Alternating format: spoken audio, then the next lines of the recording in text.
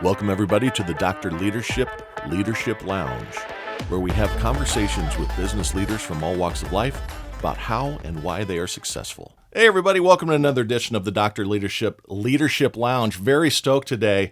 Have a great guest on today, Ken Rusk. He is a best-selling author, entrepreneur, and motivational speaker who defied odds by achieving Wall Street Journal's bestseller status with his book, Blue Collar Cash, we're going to touch on. Even during the pandemic's challenges, he did successful with that book. He hosts the podcast Comfort, Peace, and Freedom, where he imparts wisdom on personal and professional fulfillment.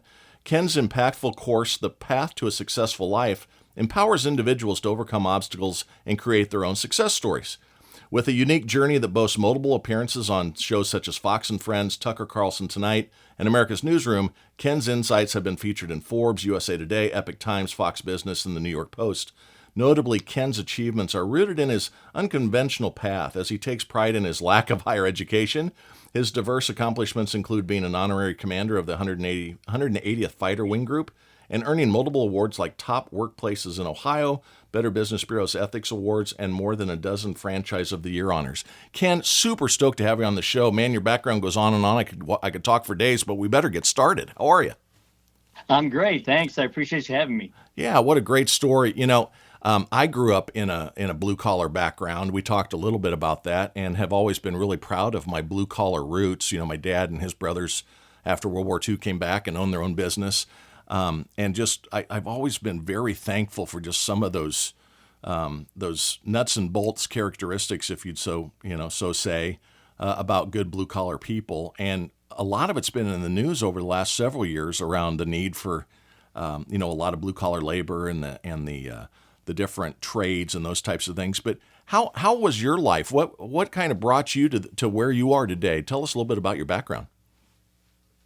Well, I was one of 5 kids living in a very, very small house in Amherst, Ohio. My mom and dad were great parents. He was he was a Marine. So Semper Fi, God bless him. We appreciate the service. Yeah, absolutely. He was a Marine, and he ran our house with 5 little boys like a barracks. It was cool most of the time. Yeah, some of it was good.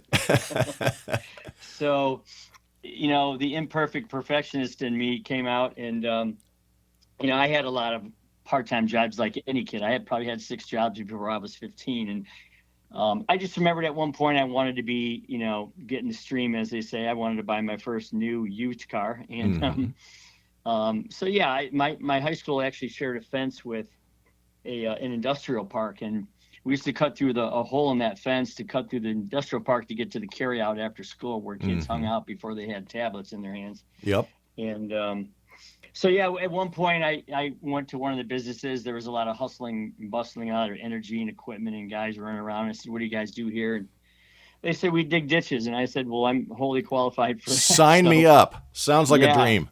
Let's rock and roll.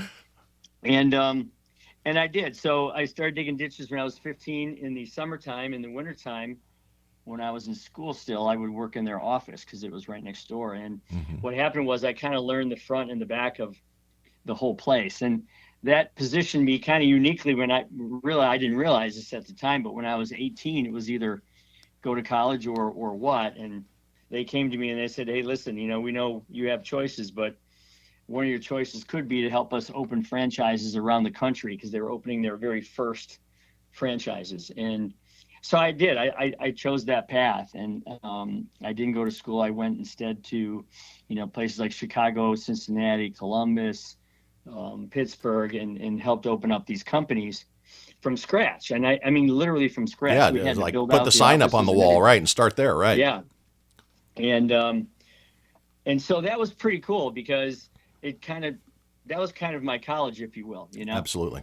And so then I got tired of living out of a suitcase, and in 1986 I moved to Toledo, Ohio, and opened up my own company here. And now I have four branches or 4 franchises of it, and it's been 40 years, and I started with 6 people. We have over 200 now, so it's been a hell of a ride. That's awesome. And what is the business that you're in? Is it construction? Yeah, we basically do anything with an old basement, like, anything from a sump pump to jacking up a house, tearing the basement out, putting a new basement in, and setting the house back down. So we can do anything that has to do with the foundation of a home, make it healthy, make it Yep. safe, make it dry, make it usable, that kind of thing. That's great. That's great. And the blue collar background, you talked about number of jobs before you're 15 and such. I was the same way. I can't even remember who I was talking to the other day.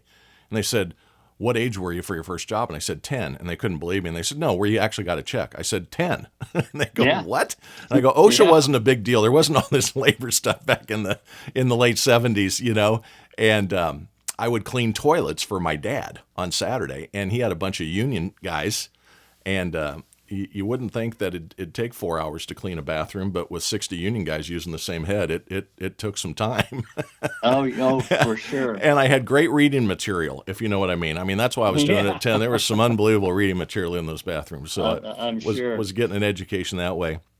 And I actually, was in the construction business on the side too. I was a white collar leader for my career, but I built some homes on the side, and I was a leader in really a blue collar industry, the printing industry, right? I mean, it's your hands dirty. It's heart and soul of the ground we live on type people.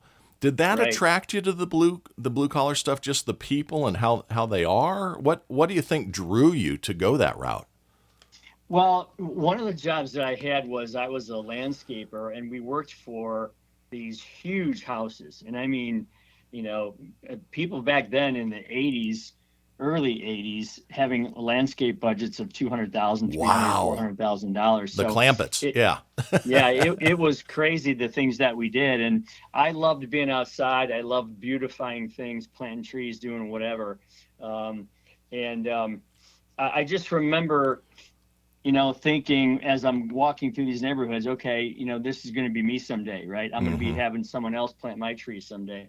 And so, being outside, being in my opinion, and this is just the way I look at it, when you're working with your hands, you control your input, you control your output. You can control the quality of that output and the timing. You can control your day, your time, your schedule, and usually your financial gain, and it's up to you. So for me, knowing that it was up to me to create the life that I wanted and not for me to wait for somebody else to make a spot for me or whatever, to climb the ladder, that was my attraction. And I loved being out there doing my thing. So freedom and self-accountability. You were a hugely, with a Marine dad, accountability was probably never a question, right? It's raise your hand, good or bad. I used to wash and wax his cars, and he'd come out and say, well, let's look at this. And I'd have to do the wire wheels 2 or 3 times over, or the white walls, or I'd have to make sure I got all the wax residue out of the cracks. And so he was again, I call him the imperfect perfectionist, but I loved every minute of it. I'm glad that he beat on me pretty good to make me do the right thing. So. Well, I think having thick skin and tough and not emotional intelligence is more important. EQ is more important than IQ. Every study shows it. And I think when you're given, I think we overprotect kids these days, not to get off on a weird tangent here, but no question. Everybody wants to helicopter, and Jimmy and Susie don't need a job because they want to play travel baseball and all that. Well, travel baseball is great, but I've seen Jimmy hit, and he's not going to make it past high school. Yeah. It's just like they want to live vicariously through them, and Yeah. all those things are Yeah. very important for children too. But man, have them get a job and have them get their hands dirty and have them know how to do some things. I thanked my dad until the day he died about the blue collar background, because I never had to hire anybody out to fix something at home. Outlet goes out. Not only that, but I mean, even when you're younger, and talking about what you were just saying there. So my father could do a lot of things for us, but he was making $14,000 a year chopping lettuce in the produce department of a Kroger company, and so he always said, "Look, I can feed you, I can shelter you, I can." We can have some fun. We can try to do some great things. But beyond that, you're going to have to go out and work it yourself. And you're going to have to cut your own path. Yeah. Yeah. When I was 12, I wanted that first aluminum baseball bat when they came out. So I couldn't believe that I could go out and work, 20 hours at $2 an hour, make my $40 and go buy that bat. I just couldn't believe that was possible. Like it felt great. Greatest thing in the world. Yep. So it was up to me to do it. And so, I agree with you. I think I think self-worth, self-determination, and I think appreciation and anticipation of things are things we don't teach anymore, and I wish we did. Yeah, and another thing that comes to mind is our society, especially with social media and everything. I call them fake book and insta scam, but Yeah, everybody wants instant satisfaction or instant gratification. right, Delayed right. gratification is a great attribute to learn. That it doesn't come easy and it doesn't come right away, but the journey's worth the ride. My wife always says, handle hard better, right? And you can choose when to do your hard. You can work hard like you did when you were young and develop this great company and have all these people around you, and then enjoy, your life. You're off to some lake time next week and some of the other things we've talked about, which is great. Or you can do the hard later, which is you got to work until you're 75 years old because you haven't put enough away. And, it's one of those things where we make choices and choices make us. And if you put your nose down, a lot of good things will come out of it. Again, in control of your own output. I love that. Yeah, I just think that we need to remember that to anticipate something, kids, without us even really focusing on it too much, we anticipate a lot of cool things. We anticipate Christmas morning. We Mm-hmm. anticipate summer vacations. We are getting out of school or whatever. We anticipate family vacations. We anticipate a lot of things. We need to teach people. People do use the word delayed gratification, and I like to spin that word back towards anticipation because, when you think of something being delayed, a lot of times you think of or flights are delayed or my Mm-hmm. schedule's delayed or my travel's delayed or whatever. And that can sometimes, in some people's mind, make it seem like it's laborious or Mm-hmm. work or it's negative. But when you anticipate something, man, you're looking forward to it and you're It's a looking good forward point. to it the whole time. It's a good And point. so that's why I think, you know, something as simple as a family vacation, if you can anticipate that, then you can anticipate a lot of things in life and you probably should. It's a great idea, and it allows you to make it through the day one step in front of the other until that day comes. And Right? then, That's exactly right. dad loaded you and five kids and significant others up in the car, and away you went. Yeah. Oh gosh! So, how did you get the idea? So you created this company. You've been growing like crazy. You've got some franchises out there in the world now. And then suddenly you decided to write a book. The book is called Blue Collar Cash. Tell us a little bit about the book and what brought that on. Well, my daughter got sick when she was 12 years old, and I mean the worst kind of sick. Oh, And I'm so and sorry. it's one of those things. Thank you. It's one of those things where you're in oncology rooms and doctors' offices and radiology rooms and on ultrasound, all that kind of stuff. So literally, while she's getting treated, you have a lot of time to think, Oh, I right? bet. So I wrote a very long letter to her about what I thought, we should be anticipating, what should we be chasing in life. And what's weird about that is it was almost like somebody threw these words into my head from above. It was comfort, peace, and freedom. I couldn't get rid of these three words. I mean, they kept Mm-hmm. showing up everywhere, like when you see a number on a clock and then you can't stop seeing it. Mm-hmm. And so I started just writing this letter to her, and pretty soon I had 12 legal pads full of anecdotes and Wow. stories and stories of my friends who overcame the most unbelievable tragedy to become successful blue collar entrepreneurs. And it was all about what they saw going forward and what they choose to see. And so I literally had 12 legal pads full of notes, and my wife said to me, I think you might have a book here. So, That's um, awesome. yeah, I never woke up saying I'm going to be an author. I never said I'm going to write a book. And so I started Googling editors in New York, and I came up with this gentleman who had a whole stable full of ghostwriters who could help me edit and clean it up. And I Mm-hmm. talked with him, and he loved the idea. And pretty soon, I had an agent, and I had And the rest is an history, as they editor. say. Yeah. Yeah, I mean, I had all these cool things, and then there was a bidding war between several publishing houses for it. And I was like, holy cow, this is crazy. Not And bad so for a yeah, ditch. Not that bad for a ditch digger, right? yeah. I mean, the thing became a bestseller a year or two ago, and I'm like, how the hell did that Oh, happen? that is So awesome. it's been pretty cool. Well, you bring this stuff up. Nothing affects you more than a loved one with a health issue, and the peace, comfort, and freedom. I always say, financial responsibility brings comfort and freedom. It's not about that it can buy you things. It's that it provides you the freedom to do what you want to do at the times you Sure. want to do. But your story about your daughter, I've had two other guests on the show. Both had early children issues. One was some mental development issues, and the other one I felt really small one time. I'd known him a long time, and I didn't know the history. And his 12-year-old daughter and he were just standing watching the end of the Boston Marathon when suddenly someone put a crockpot bomb next to his daughter, and she lost a couple limbs.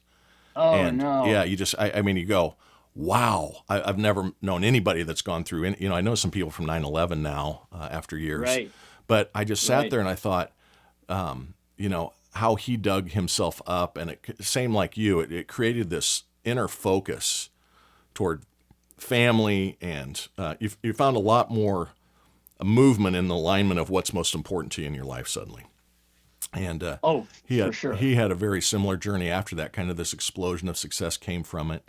And she's great now and living a full life. Has had some kids of her own, and it's been good. But just the shock and awe, and cancer in children, it's not fair. I can't ever understand it. But I'm glad she's doing well, and glad that it led to the book. And then is the blue collar cash what led to all the times like on Tucker Carlson and Fox News and those types of things? Is that where that came from? Yeah, it did, because it just resonated with so many people that, the book actually combines, the state of the blue collar industry, which is only a very small part of the book. Most of the book is about, I don't really care whether you're blue collar, white collar, or pink collar, whatever color you want to be. You have to know why you're doing it to begin with. And people don't learn, they're not trained on how to see what their future could be. They are trained to react to stimulus, which is it's cold outside, or the economy's good, or, whatever it is, right? Someone else is controlling it, right? Yeah, my boss is this, or my teacher's that. So you're kind of led to believe that you just react to everything through your life, and maybe if you're lucky, something good will happen. And so that was just completely backwards to me. So I wanted people to understand that, no, I mean, you have the ability to imagine for a reason. You have the ability to hope, dream, and wish for a reason. Those are how you create pictures in your mind. Self-inspiration, yeah. And those pictures are what your future could be. So we're not teaching people how to do that. So I wanted to teach people how to think about what their life could look like, and then figure out whatever job will get you there. It just happened to be that I was in a blue collar, so they love the blue collar perspective of that, and hence the name. Absolutely. That's great. And, Mike Rowe has really done a lot around the blue collar stuff too over the last 15 years. Dirty Jobs, I can remember watching that. And whenever he's on, I always give a listen because it means a lot to me. And he talks about all these jobs that are open. These 7 million jobs are available. And then we've got 6 million men between the age of 24 and 55 that aren't working, that are choosing not to participate in the labor force. And those are opportunities. And people, going back to the blue collar thing, a lot of people think blue collar jobs are somehow some different tier of success in life. I know more millionaires that are electricians and framing company owners and those types of things than I know of people that have made it big to lead a large organization, 40 years of grinding to get there. And my wife was in insurance for years, and fuel transportation, people that own C-stores, convenience stores, and guys, cabinet makers. Guy's got a place, on Lake Lure over in North Carolina is worth $5 million, and the guy makes cabinets all week. And you're just like, right. People just don't understand that everything is made somewhere. Somebody has to provide that service. And if you're really good at anything, you can be very successful at anything. And well, it's funny you say that, because I get asked, it's funny because people talk about this all the time. I think you're probably number 318 of the podcasts I've done in the past. I feel special. I feel special. Yeah. The best. The only reason I say that is because I've been asked so many times. It's almost like some of the hosts, and certainly not you because you have the experience, but some of the hosts are like, I never really knew about this whole blue collar thing. And they look at you like, well, how did all this stuff happen? Yeah, well, tell me about that. Keep going, Yeah. So but the point is they're like, why don't more people know how lucrative these positions are? I said, because nobody ever asks us. Mm-hmm. Okay, everyone's always focused on the East Coast and the West Coast, and they're focused on all their super educated friends Oh yeah, and all the that Harvard, stuff. the And Yale, that's Princeton that, guys. Yeah, yeah, that's right. and that's fine. I mean, God if bless that's your them. path, that's your That's path. right. God bless you. But literally, we sit here and we smile and we have great lives and Mm-hmm. we grin and we just go about it. And because nobody ever asks us how you're doing. And if they just took a second to say, holy cow, look at the way these guys are living. This Yeah, is exactly. Look amazing. at that card. I can Well, remember. yeah, Yeah, so I came out of school, and we talked a little bit about my background, but I led a large technology company in North America, a business line for them the last several years, and was in leadership for a long time. But I graduated from college, had done, everybody needed to go to college when we were growing up. That was what, not everybody, but that was kind of the goal, right? I mean, societal sure. pressures and things were go to college, go to college. And I got out and I did interviews with insurance companies, and I'm in Des Moines, Iowa, right? You talked about flyover country in Ohio. Iowa is the center of that universe, so to speak. And I didn't have any luck finding a job. And I had a buddy's dad say, hey, why don't you come for 100% commission, sell copiers door to door? So, you don't have a lot of options when you say, yeah, I'm going to chase that dream. And Right. I traded in a Z28 and bought a Chevy Astro van so I could deliver my own equipment. And 2 years later, things are going really well. I got a nice house, building a new house, and people are going, no, wait a second, you sell copiers? Yeah. Go find an office that doesn't have one. Right. It's kind of Yeah. like you have this construction company that's in basement retrofits and dry basements and fixing foundation. Every house has that. Yeah. Millions and millions of potential clients, and it worked out pretty good. And I had a lot of people that were computer engineers and people that chase poli-sci and attorneys, and great for them too.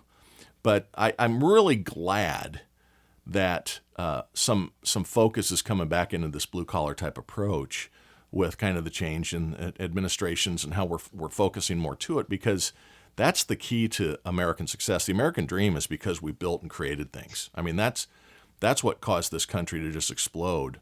All the ingenuity that comes from it, et cetera. And if you release that, COVID was actually good for one thing. There was 1.5 million new businesses that started in that 24-month period because people got let go and they had to figure something out. A lot of landscaping businesses, a lot of people went into cleaning businesses, et cetera. But Sure. I was glad to see that injection of new businesses in the blue collar space specifically. And quite frankly, I think blue collar owners and leaders and some of the smartest people I've ever met. They may not be book educated, but man, they are street savvy and super common sense smart. They can run a room better than anybody that's been educated, at least in my experience. Yeah, it's been fun because my publisher, Mm-hmm. I asked her at one point, like, why did you win this bid, and why did you want this book so bad? And she said, Ken, she said, I went to an Ivy League school. I'm the publisher of a very big publishing company. And I have this great job. I also have $350,000 in school debt that I don't know how I'm ever going to pay off. And she said, and I'm looking up and down the street, and all my rich friends are blue collar entrepreneurs. That is awesome. So she said, there's just something wrong here. The world has And been flipped upside down. Right. So I just thought that was really interesting. So she said, I am all over this subject. And yeah, it went from there. And it's like anything else. The world presents you with opportunities. And when I see, the good old fashioned law of supply and demand working its magic, where supply is low and demand is high, that's where the money goes. That's really goes. And guess Yep. what? That's where electricians are, and plumbers and carpenters Mm-hmm. and welders and Mm-hmm. even people that own bakeries, all these things that people just don't want to do anymore. That just makes them more rare earth, and rare earth is expensive. So Yep. it's people. I had someone ask me the other day, what would you tell my son who wants to be a blue collar guy? What would you tell him to do? And I said, well, go to Home Depot or Lowe's, go to the commercial desk where they deal with contractors only, Mm-hmm. and ask them, what's missing in this town, who's retiring soon, what What businesses a great are idea. overcommitted. What businesses are overcommitted? What businesses can't keep up? What are your most successful people? And they will tell you what needs the city has. And all you have to do is plug yourself into fulfilling one of those needs, and you're running quick. I mean, you're hitting This is so funny. This just resonated with me. So my builder who built my home here and has built 3 of my 11 homes I've constructed, we went to lunch, and he has said, he didn't say this week, but very similar to what your conversation with her was, and the person asking about their son, his stonemason guy is 72 years old, can't do the stone stuff anymore. Somebody's going to take that role. His roofer, the guy that did my roof, was 74 years old. And now he's got 2 other companies doing it. And the construction kind of comes and goes on the coast, but the middle part of America, it's very consistent. It's just been that way for eons, and it will continue to be that way. And he said the same thing, man. If someone is willing to work hard, we did talk about this week. If you put your head down as a business owner and go hard as hell for 15 to 20 years, you will be able to then trust people around you. That thing will run on its own, and you'll be able to reap the rewards and do what you want with your life from a freedom and financial security position.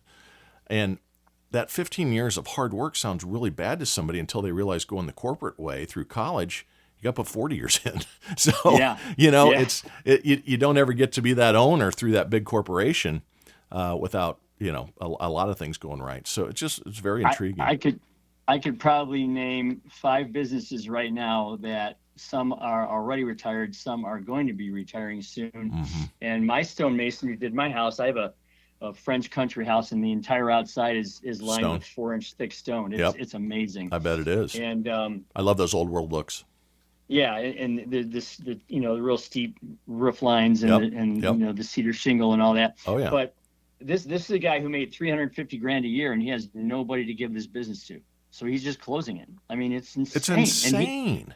And he had a year's worth of work too. He had to start turning people away because I'm going to turn it off. Yeah. I mean, and I'm like, I'm thinking, I'm looking around going, somebody please step up and take over this opportunity, for God's sake. It's so ripe that you want to go back into business development, right? Yeah. If I was a younger man, I probably would have. But I mean, it's insane, the opportunity out there where these, I mean, literally, if you had the right gal or girl to just walk into his office and say, I'm going to shadow you for 5 years, and then I'm going to buy your company, and we're going to rock and roll. He'd be like, let's go. Thank the Lord. Let's go. Good for him. Great for them. That's right. Yeah.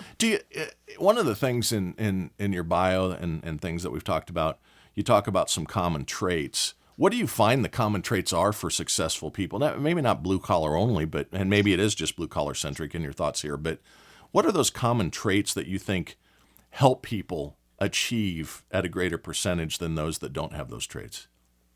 Well, I look at it this way. I make this statement. People think sometimes it's controversial, but if you look at any housewife who had an idea and then became this like really successful person because they invented something, it's not exclusive to entrepreneurship. Is a theory.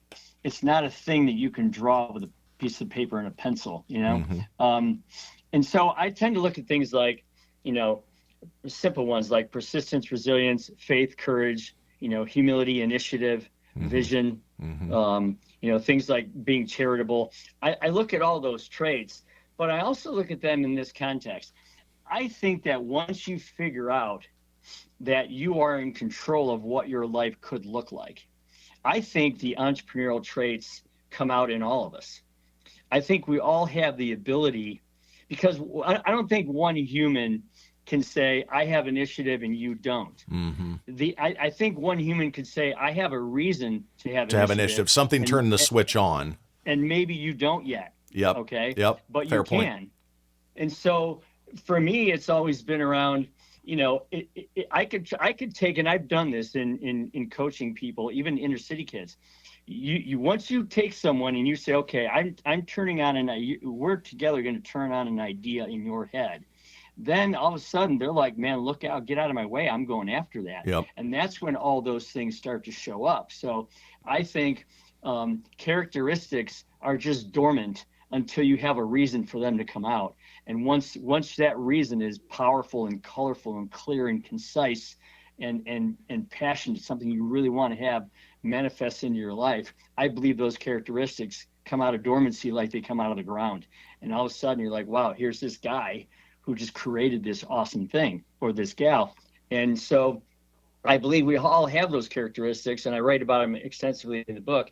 We just need a reason for them to come out. We can all make choices, and then those choices make us, right?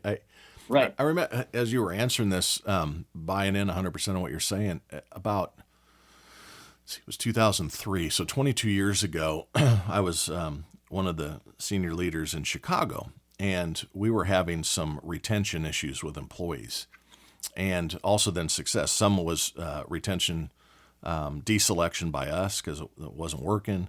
Others were leaving early because of lack of success. Others were leaving because they were very successful. And we started thinking about what are the common characteristics of our best people. And we actually took our top 10 individual contributors, a sales company, and talked to them and really did life interviews to try to find some common characteristics. And I 100% believe and buy into what you're saying, that everybody has the opportunity, right? We're all $22 worth of chemicals and compounds. Nobody gets a head start on that. Right. And right. if you just show some gumption and self-determination and don't want to be catered to and don't want to play victim, I always say be a victor, not a victim. But what we found out was mostly two-parent households, mostly blue-collar background, had an entrepreneurial spirit, right? Had a lemonade stand at 10 and started working at 14 paper routes, and then took on another guy's paper route, had a mowing job, got a mower, and had 10. You looked for that switch that you're talking about to have already had some inspiration turned on by either parents. Again, we talked about helicopter parenting in the wrong way. My dad and mom helicoptered saying, how come you don't have a job yet? They didn't helicopter going, can we give you some money because we know you don't have a job? It's like, hey, sorry, right, how come right. you don't have the job yet? And I just think, and in today's society, oh, it's so harsh. No, man, this is just, life is hard. You better have the mindset right, and you can accomplish anything. I always say, a statement I say is limited only by your imagination. You can be whatever you want to be. If you can think it, you can do it. And I just think this is great. Now, go ahead. I was just going to say, to add to your point, one of the things that's very important is when you start to see progress, and that's why I say start with the aluminum bat. Okay, mm-hmm. That's a good analogy. Baby start steps. With something small. Yep. And then realize, wow, I dreamed of it. I wrote it down. I took a picture of it. I looked at it every day, and 20 hours later, I had it. Mm-hmm. Okay. When you start small like that, like you said, the aluminum bat is going to become your first car, your first that success breeds success. That's right. It's a stair step approach. It's going to become your first house or whatever. Right. And so knowing that you're in control of it is very refreshing, because most people, again, spend life in the reactionary world. So that's a very good point to add there. That's awesome. Now, so you wrote Blue Collar Cash. I think when we spoke, you're working on a backup, a secondary issue, or another book coming up? Yeah, we have another one. We have some working titles. One of the working titles is A Room Full of Rock Stars. And what it is trying to, if Blue Collar Cash was for the individual as a reader, mm-hmm. although I had companies buy them in bulk and do book clubs with them, which was really cool. Yeah.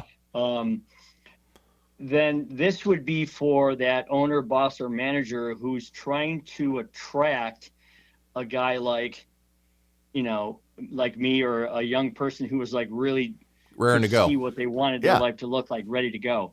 And how do I create a culture that when someone walks into my office, they go, wow, this place is cool. I want to work here. Mm-hmm. And oh, by the way, they care more about my future than I do right now. This is really awesome.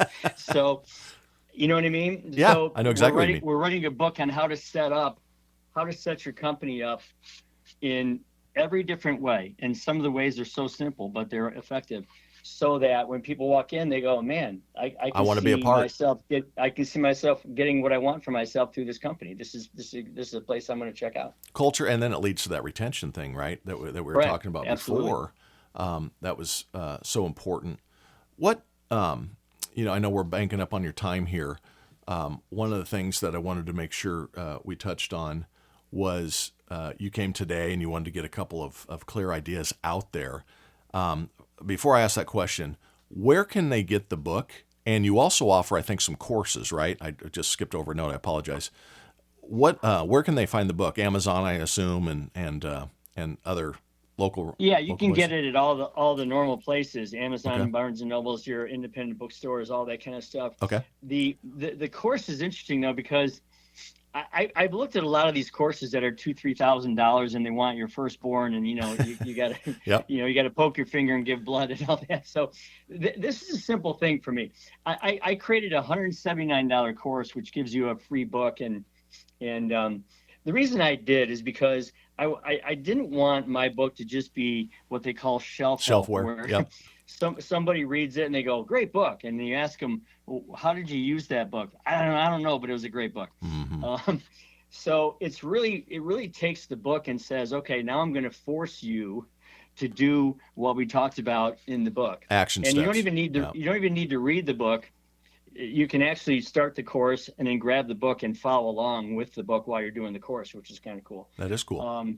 But yeah, I absolutely guarantee that if you go down this pathway, you're going to think differently by the time you're done with this course. It's literally 8 sessions at half an hour a session, and in that short period of time, you're for sure going to look at your life completely differently than you do right now. And you'll be saying to yourself, wow, I guess it is up to me. It's not up to everybody else to shape my life. And so that's kind of a neat thing. What a And great plus, soul. I typically donate the money from the course to first responders or sons and daughters of the fallen anyway, because I like God to give bless you. back a little That's bit. awesome. And Philanthropic is very important. 3 T's. it's so cool. Yep. Time, talent, and if you don't have the treasure yet, that's okay. Give time and talent to it. You got it for sure. So one of the last question for you then, because I know we're bumping on your time. You came on today. You wanted to make sure a couple of key messages got across to the listeners. We have a diverse group, but what would your parting words or statements of wisdom be to the listeners today that you wanted to make sure you got out on the airwaves? Well, it's funny because I know for a fact that I probably couldn't guess your favorite color, Mm-hmm. or I couldn't guess your favorite car, or your favorite vacation, or your favorite house. There's no way I could know what your perfect lived life looks like. There's Right. just no way I would know that unless I had known you for a very long time. So the same goes true for everybody. And everyone has their own level, their own version or vision of what their life could look like. And only they know that. So, you and only you know these things. So why are you relying on society and people at large to shape what that future looks like? You have the ability. You're not going to like Brussels sprouts just because everybody else does, right? So, and that's one of my veggie. Don't bring those near me. But My wife my loves them, eats point them is, by the pound every day. my point is that you have to give yourself permission and credit to realize that you do know what your best lived life could look like. So don't listen to society, listen to that inner voice, sit down in a dark room, draw it out, figure out what you want it to look like in again, concise, clear, colorful ways. Mm-hmm. Put it out in front of you, because the brain works off of vision every second of every day. And allow that other half of your brain that most of us never use to push you forward towards the things that you want to come into your life. It's so clear to me how people are either one way or another. And man, I'm not going down without using the other half of my brain that God gave me, that I could just download at an instant. It doesn't cost you any money. There's no training involved. That's right. You just get out there and start thinking of what it could be for me. And so trust yourself, give yourself permission, and go start looking at the life you want to see for yourself. Oh, that's great. I have a statement that I've used a long time about society and those that don't take the words of wisdom you just gave. And it's lots of people are raring to go, but can't go for raring. They won't take Right. the next step to then say, Right. I know what I need to do. And that's that victim Yeah. victor attitude. And then Right. the other thing that comes in, and I have a stupid saying here that's a dad joke to my kids, but procrastination. I used to tell my kids I'm a procrastinator, and tomorrow I'll tell you why. And it's just you just got to get through those mind blocks, self-trust, Sure. and those types of things, which is great. So, hey, 100%. everybody, Ken Rusk, author of the book Blue Collar Cash, another book coming out, working title, A Room Full of Rock Stars. We'll update. This guy's been seen on Fox, been on all sorts of news stations covering this. An entrepreneur, just an awesome individual. And if you take these words of wisdom, go out and try the course. And where can they reach you for the course? Is that at www.kenrusk.com? Is that right? Yeah, you'll see the book there, you'll see the course there, and then you'll see we even do some workshops and speaking opportunities for companies to help them build the entrepreneurship they're looking for. And yeah, you can see all that at kenrusk.com. That's awesome. We appreciate you coming on. Everybody listen up, take these words of advice to heart. It'll create some awesomeness in your life. Then all you got to do is keep that shit up. We'll talk next week. See ya.